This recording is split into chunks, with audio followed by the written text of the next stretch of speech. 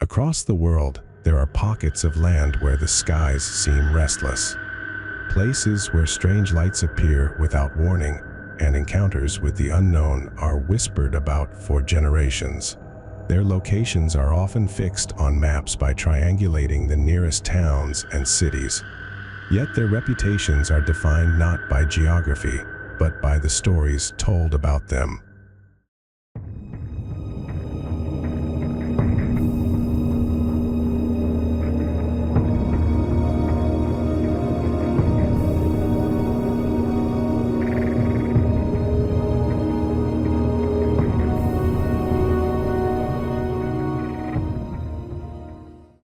One such place lies in the heart of Scotland, a swath of countryside where sightings occur with unsettling frequency. Known as the Falkirk Triangle, it has earned a reputation as the United Kingdom's most active UFO hotspot, a place where the seemingly ordinary meets the extraordinary. Accounts of mysterious beings traveling through our skies in strange and seemingly impossible craft can be found scattered throughout the historical record of human civilization. From depictions carved into the stone of ancient Egyptian hieroglyphics to detailed written testimonies preserved within medieval manuscripts, the phenomenon of unidentified flying objects is far from a creation of the modern age. Yet, it would not be until the middle of the 1940s that the idea of alien visitors arriving on planet Earth would become firmly embedded within the shared imagination of the global community. In this era, a wave of high-profile sightings of alleged extraterrestrial craft swept across the North American continent, with one particular account capturing the attention of the entire world. On the bright summer afternoon of the 24th of June, 1947, an American businessman named Kenneth Arnold was piloting his private aircraft over the rugged wilderness of Washington state. As he approached the small mountain town of Mineral, Arnold noticed the formation of unusual objects some 25 miles away to his left in the vicinity of the towering peak of Mount Rainier. He counted a total of 9 identical craft, each one traveling in sequence at extraordinary speed, displaying none of the familiar characteristics of conventional aircraft of the day. When Arnold later recounted his experience to newspaper reporters, he compared the movement of the objects to that of a saucer skipping across the surface of a body of water. Although his description referred only to the way they moved and not their physical form, the expression "a flying saucer" took immediate hold in the press and became permanently associated with any unexplained aerial object. Following the publicity surrounding Arnold's sighting, reports of flying saucers increased dramatically and have continued to intrigue, divide, and fascinate the public ever since. As sightings multiplied, the United States government authorized a succession of official military investigations into the growing phenomenon. Other administrations soon followed their lead, with the British government launching its own inquiry during the 1950s. Early analysis suggested that sightings tended to cluster near major cities, particularly around Manchester and Liverpool. Over time, however, researchers observed that 2 rural areas were producing far more reports than even the busiest metropolitan centers. One was the countryside surrounding the Wiltshire town of Warminster, a location still associated with unexplained events to this day. The other was a broad swath of central Scotland, stretching from Stirling in the north to Glasgow and Edinburgh in the south. Although named after Falkirk, the largest settlement in the area, most recorded incidents have occurred near the much smaller town of Bonnybridge. Since the 1970s, the Falkirk Triangle has experienced multiple waves of unusual activity. Yet, it was a spate of high-profile incidents some 20 years later that finally brought the region's mysteries to the full attention of the national media. In the summer of 1989, crews from the Central Scottish Fire Brigade were dispatched to a house fire near the village of Shieldill. After the blaze was brought under control, the firefighters were damping down the remains when they noticed something odd. Hovering a few meters above Loch Rig nearby was a glowing red object. At first, they assumed it was a police helicopter. Yet, as they watched, the strangeness became obvious. The object made no sound, showed no rotor wash, and hung perfectly still. Without warning, it moved, accelerating until it shot directly over their heads. Minutes later, a second object appeared over the loch, this one casting a white light. It too hovered motionless, as if observing before racing across the water and again passing low over the crew. By now the men were unnerved. They began packing their gear to leave only for a third light to manifest and perform another swift flyover. Back at the station that night, officers made inquiries. Police and air traffic control reported no helicopters, military exercises, or civilian flights operating near Shieldill at the time. To the best of official knowledge, the local airspace had been clear. For a while, the encounter remained a curious yet humorous story traded amongst the area's emergency services. In the night, the loch lights buzzed the fire crews. Its meaning, however, would shift with hindsight. 3 years later, a spate of strange incidents in the same stretch of central Scotland would draw national attention, transforming an odd campfire tale into an early marker of a much larger mystery.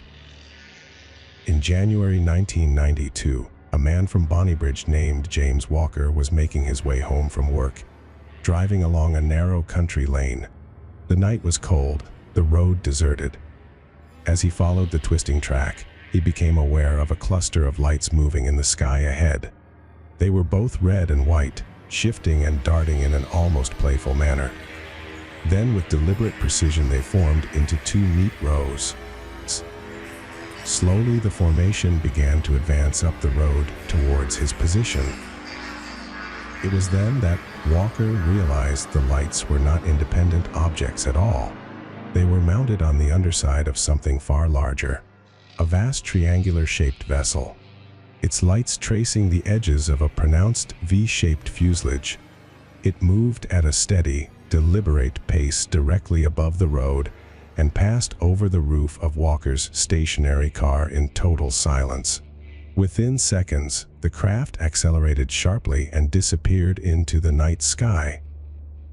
Several weeks later, in late March, another encounter took place only a short distance from Walker's sighting. That evening, Isabella Sloggett was walking home with her children, Stephen and Carol, along a footpath linking Halglen and Bonnybridge. Dusk was settling over the fields when Stephen suddenly pointed upwards and asked his mother about a pale blue light hovering in the darkening sky. The light grew larger as it descended, revealing itself as a spherical craft encircled by a ring of bright blue lights. It passed slowly over their heads, continuing to lose altitude until it vanished behind a nearby copse of trees. At Stephen's insistence, the family made their way towards the spot, eventually finding a clearing where the object had come to rest. They watched in disbelief as a section of the craft's east side opened, spilling an intense blue light across the clearing. Then a loud, guttural howl erupted from within, echoing through the trees. Instantly, all 3 witnesses were gripped by an overwhelming sense of fear. Without discussion, they turned and fled back towards their home, hearts pounding in their chests. In the weeks and months that followed, the Falkirk Triangle would see a surge of similar reports. Strange lights, unidentified craft, and encounters that would deepen the region's reputation as the UK's most active UFO hotspot. One evening during the following August, Gary Wood and Colin Wright were driving along the A70 from Edinburgh towards the small village of Tarbrax. The night was moonless, the road ahead drowned in darkness, and they had not seen another vehicle for some time when a light appeared in the distance. Assuming it was an oncoming car, Wood dipped his headlights and eased back on the accelerator. But as the glow ahead intensified, they realized something was wrong. There was only a single light, and it was far brighter than any headlamp. It grew rapidly, bearing down on them until it filled the view. Just as a collision seemed inevitable, a blinding flash erupted, flooding the car with heat and dazzling brightness. The world vanished into darkness. When the two men opened their eyes, they were disorientated. Two things were immediately apparent. First, the car was no longer facing in the direction of Tarbrax. It had somehow turned a full 180 degrees and now pointed back towards Edinburgh. Second, the dashboard clock showed that 2 hours had passed since they had last checked it, though to them it felt as if only seconds had slipped by. Fearing they might have been involved in an accident, they climbed out to inspect the vehicle. There was no sign of any damage. No dents, no debris, nothing to suggest a collision. The only anomaly was their inexplicable change in direction. Shaken, they turned the car around once more and continued on their journey. The following morning, they reported the incident to police, who were at a loss as to how such an event should be recorded. In the days and weeks that followed, both Wood and Wright began experiencing disturbing flashbacks.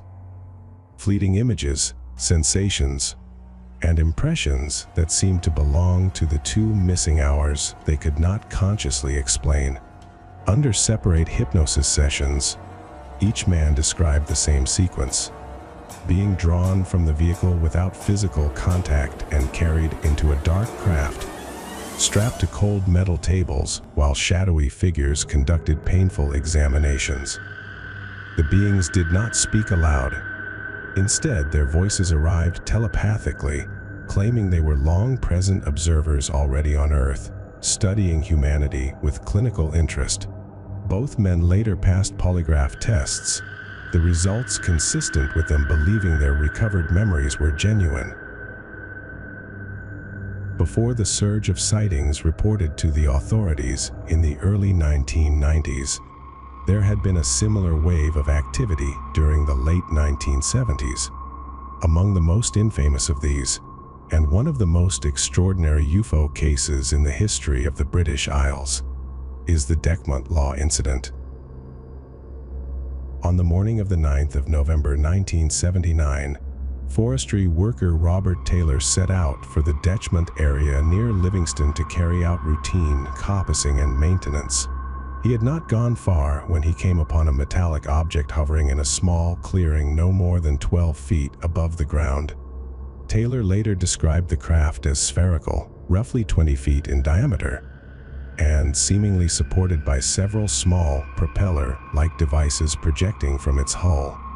Almost at once, 2 smaller spheres dropped from the underside of the larger craft, landing heavily on the forest floor. These smaller objects were covered in short, spike-like protrusions reminiscent of wartime sea mines. Without pause, they began rolling towards Taylor, splitting apart to approach from either side.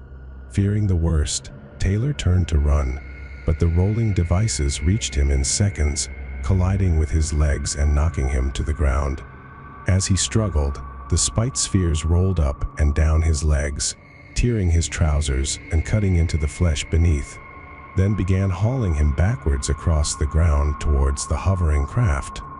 Then, without warning, a loud hissing filled the clearing, accompanied by a powerful smell of burning. Overwhelmed, Taylor lost consciousness. When he regained consciousness around 20 minutes later, the objects had vanished. His trousers were torn and blood-stained, the fabric ripped by a series of cuts along his legs. Too disorientated to drive, he abandoned his vehicle and stumbled on foot towards Livingston, eventually collapsing. He was taken to hospital, where his wife found him pale, incoherent, and muttering about having been attacked. Police found his injuries and shredded clothing undeniable. At the scene, detectives discovered a series of unusual indentations in the ground, measured and photographed. as if heavy machinery with an unfamiliar configuration had been present. Officially recorded as an assault by unknown persons, the case was eventually closed due to lack of further evidence. Yet it remains the only UFO-related incident in the UK to be officially investigated as a crime. As a former soldier with no history of mental illness, Robert Taylor was regarded as a credible witness, and the physical evidence appeared to support his account. He never altered his story and maintained until his death in 2007 that what he encountered was exactly as he described. The incidents that have taken place in the Falkirk Triangle over the past 50 years stand out from UFO reports recorded elsewhere in the United Kingdom. Across Britain, most sightings are classified as encounters of the first or second kind, seeing a craft, sometimes with physical traces left behind. By contrast, a strikingly high proportion of cases from the Falkirk Triangle fall into the category of the third kind. Witnesses claim to have interacted in some way with the craft's occupants. Public concern has at times been so strong that residents have repeatedly written to successive prime ministers, urging the release of any official information. The British government's official study into UFO activity ended in 2005, and its findings, later released, wrote off many Scottish reports as misidentifications of celestial bodies, natural phenomena, or aircraft. Skeptics also point out that the skies above the Falkirk Triangle are among the busiest in Europe, with major airports at Glasgow and Edinburgh, transatlantic flight paths overhead, and 2 military airfields nearby whose unfamiliar aircraft may operate at night. Despite these explanations, many in Scotland remain unconvinced. Some believe the region has been visited by extraterrestrials for centuries, citing ancient stone circles and mysterious carvings in Rosslyn Chapel as evidence of ancient contact. Over the past 5 decades, reports from within the Falkirk Triangle have revealed recurring details that have changed little over time. Combinations of red and white lights, objects with no visible propulsion or windows, often triangular or V-shaped, details that contrast with the more common cylindrical or spherical craft reported elsewhere. Today, the Falkirk Triangle continues to generate between 45 and 60 new UFO sightings each year. Just why alleged extraterrestrial visitors might favor this particular region remains an unanswered question.